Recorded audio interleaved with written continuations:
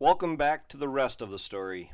And today's story is we're putting in the last of the corn for this season. This is the Dairyland seed that we picked up. This is the only seed, well, not the only seed, but this is the first season we've planted any Dairyland. Heard a lot of good things about it, this particular variety. That's why we're planting it, we're trying it. We've never planted Dairyland in the past before. We've planted a lot. If you take into consideration everything my grandpa planted, everything from Wiffles to Pioneer. He planted a lot of Pioneer, but Mycogen and I don't think he ever really planted any DeKalb, at least not as far back as I can remember. A lot of the seed that he did buy, like those off, like Wiffles or everything like that, I remember him buying like 6 to 10 bags just because he knew the seed salesman and being friendly and stuff like that. But it didn't take us a whole lot of convincing once we tried DeKalb that we were pretty well all DeKalb.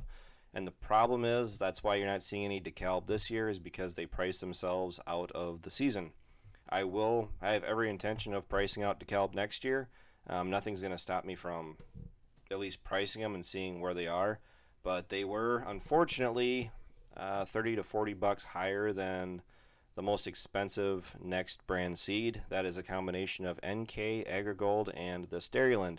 This Dairyland was, I can't even tell you the number on it right now, but in the plot data that they had for it, it was a really strong yielder, especially on tougher conditions. It's more of a workhorse variety. It's not much of a racehorse, but that is what I was looking for when I bought the seed for this particular ground. Soybeans, you guys will be able to look forward to something on soybeans yet. This is mainly all this video consists of is of us filling the planter, mainly because I didn't know that the GoPro was even working today. I did find it the other night. It laid out in the field for over 12 hours. It was 10 o'clock the next morning that I found it. Luckily, as you saw, it fell right off the tractor where we hooked up to the tank, and we took the gator out to my friend's place. That's where we were, and it was laying right on top of the ground. Brittany walked right to it, and she wasn't even out there helping us. Now, as far as today, the GoPro it's working. I guess the battery was an issue. I used it right now. I took a bunch of other videos, and they didn't turn out. Didn't turn out as in I had it mounted on the corn planter again.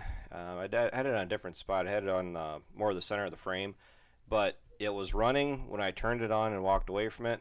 But when I went and downloaded the video, it literally it filmed me walking away from it, stopping, looking back, making sure it was recording, and then it's like the thing had a mind of its own, because as soon as I turned my back to it, that's when the video cut out. But I've had pretty good luck with it the last day or two, and we'll see how how the camera keeps going from here on out. If I have to, I will go and buy another one, because I stayed away from GoPros. I really did. I really wasn't crazy about them, just from watching Ryan run around with his. But this one, finding out how handy it is, and it's really versatile for all the extra accessories I got from it from my sponsor, I'm going to keep using it. So, if anybody was wondering what Dad was putting on in the seed boxes, that was powdered graphite. That is to help the seed flow through these finger meters. It's needed on vacuum meters too, but the vacuum meters require more of a talc powder, just for the vacuum, I believe. We did run vacuum for 2 years on that 6 row we had before this 12 row. What are our opinions on vacuum? A little bit more tedious to maintenance to keep up and running, but finger pickups are a lot more straightforward. And the thing is, this planter was set up for fingers, and we got a great deal on it. So I mean, really couldn't be too picky at that point. Now we are looking at doing some additional stuff to it.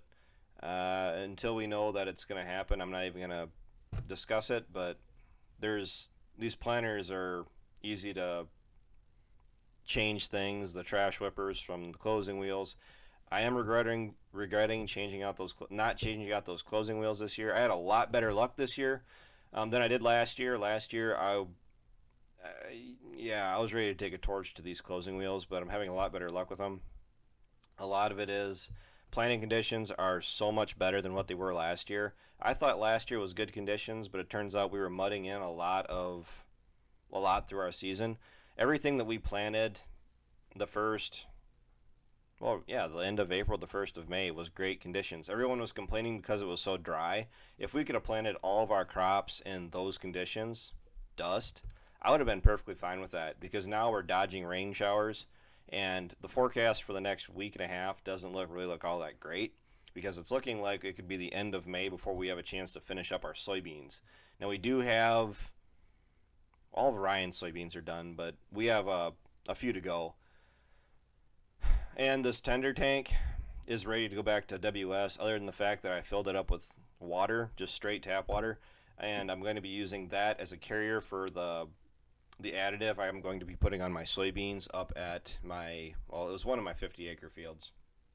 With the intention of it's a trial run.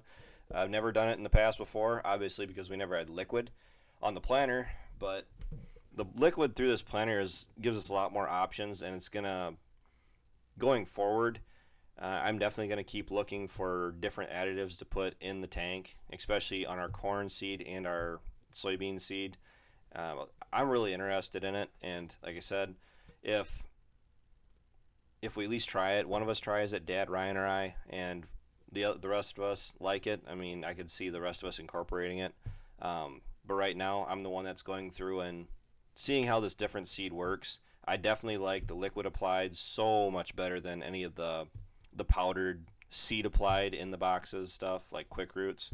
I liked the idea of Quick Roots, but the application of it was just terrible. And that is it for this video, guys. Thanks for watching as long as you have. I've been stressed trying to get everything up and running, or not even necessarily running, but just getting everything done around here. And that's that.